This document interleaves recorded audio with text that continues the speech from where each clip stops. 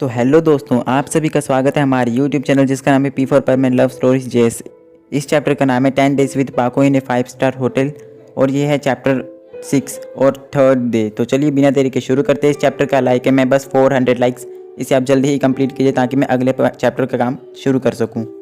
और बाकी के पार्ट्स का लिंक आपको ऊपर आई बटन में और हमारे चैनल के डिस्क्रिप्शन में एक प्लेलिस्ट का लिंक मिल जाएगा, वहाँ पे आप जाकर उसे देख सकते हैं। तो चलिए बिना देरी के स्टोरी को अब कंटिन्यू करते हैं। तो हम देखते हैं कि बर्डमैन जैसे ही नॉर्मल होते हैं और वहाँ से वो चले जाते हैं, पर जाने से पहले वो परमैन यानी कि मित्सो को अपनी रेगन देकर जाते हैं और वो कहते हैं कि तुमने इस रेगन को चलाया है, यानी कि तुम काबिल हो इस रेगन के, तो मैं ये रेगन तुम्हें सौंपता हूँ। और बर्डमैन फिर वहाँ से चले जाते हैं। तो बर्डमैन अपनी जो रेगन परमैन को देकर गए थे, तो बर्डमैन के जाने के बाद परमैन अब उस रेगन की ओर ही देख रहा था। तो उसके दिमाग में एक खुराफाती आइडिया आता है, तो वो पाको की ओर देखता है और पाको थोड़ा सा घबरा जाती है ये देख के कि वो समझ जाती है कि परमैन कुछ करने वाला है। तो परमैन पाको से कहता है कि पाको, या तो तुम खुद नाचोगी या फिर मैं तुम्हें नचाऊँ, अब तो मैं ये कर भी सकता हूँ और तुम कुछ भी नहीं बिगाड़ सकती मेरा। तो पहले तो ये देख के पाको गुस्से में आ जाती है, वो परमैन को मारने के लिए आ रही होती है। तभी परमैन उसे रेगन से शूट कर देते और पाको नॉन स्टॉप डांस करना शुरू कर देते, मतलब बिना रुके डांस करने लग जाती है। तो उसी बीच पाको ने वो रेगन परमैन से छीन ली, पर परमैन मतलब वापस पाको से वो छीन रहा था, तो तभी परमैन ने खुद पर ही फायर कर दिया और वो भी पाको के साथ डांस करने लग जाता है। तो ऐसे ही वो सारी रात बिना रुके डांस करने लग जाते हैं और ऐसे ही धीरे धीरे करके सुबह हो जाती है। तो वो नॉन स्टॉप डांस कर रहे थे, तो तब वो इतना थक जाते हैं कि वो वहीं पे सो जाते हैं ज़मीन पर ही। वो एक दूसरे के ऊपर सो रहे होते हैं।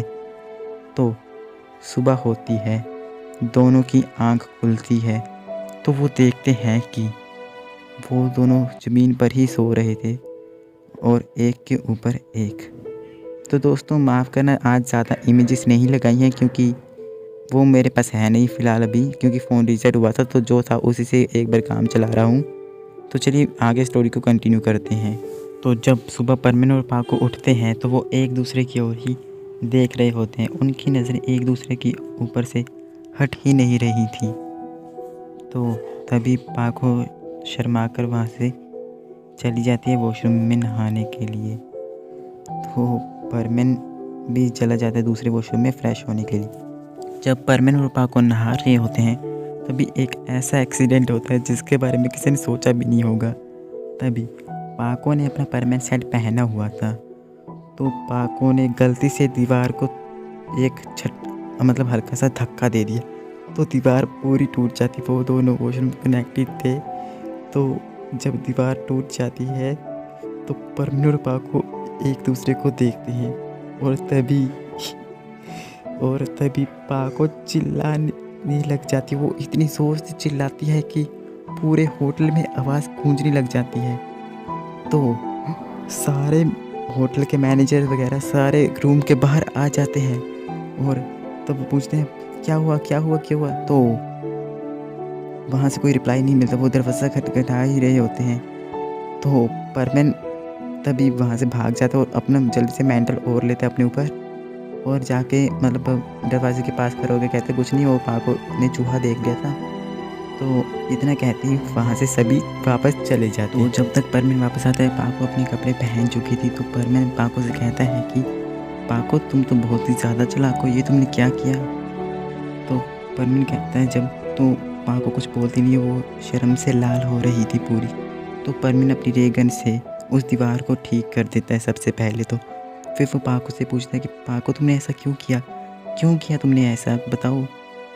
तो दोस्तों मैं बता दूं कि यह शायद मेरे हिसाब से पाको ने जानबूझकर ही किया था, पर क्यों किया था इसका जवाब या तो आप लोग बताएं, नहीं तो आपको ये नेक्स्ट पार्ट में पता चलेगा।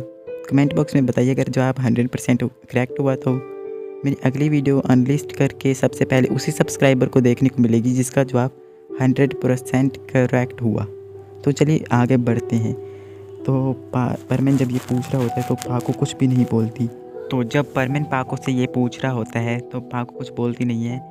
तो वो मतलब बहुत ज़्यादा घबरा रही होती है पहले तो वो भागकर पहले परमैन की ओर आती है और परमैन को एक कस कर हक कर लेती है और रोने लग जाती है। वो कहती है कि परमिन मैंने ऐसा इसलिए किया कि मैं दोस्तों इस मैं का जवाब तो आपको अगले पार्ट में मिलेगा। तो चलिए ये स्टोरी यहीं पे ख़त्म होती है। आशा करता हूँ आपको पसंद आई होगी।